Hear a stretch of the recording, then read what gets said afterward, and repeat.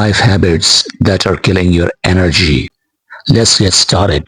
Holding on to anger and resentment. Holding on to anger is like drinking poison and expecting that other person to die. Buddha. Well, I can't say it much better than Buddha. Let go to that anger. It will wear you out physically, emotionally, and mentally. Try this. Forgive and forget. Not for them, but for you. Lack of sunlight. Lack of sun can lead to a dip in your serotonin. Low serotonin is linked to depression and reduced energy levels. If you can't get in the sun, you can eat vitamin D rich foods or take a supplement. Try this.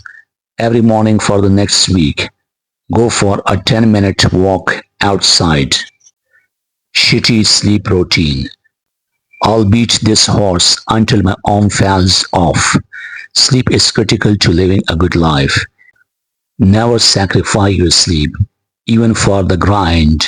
Sorry, productivity bros. Try this. No caffeine, afternoon. No phone, after 9. Eating over-processed crap. Regardless of whether your diet is paleo, keto, or Oreos, this applies. Anything highly processed will take a lot of energy for your body to digest.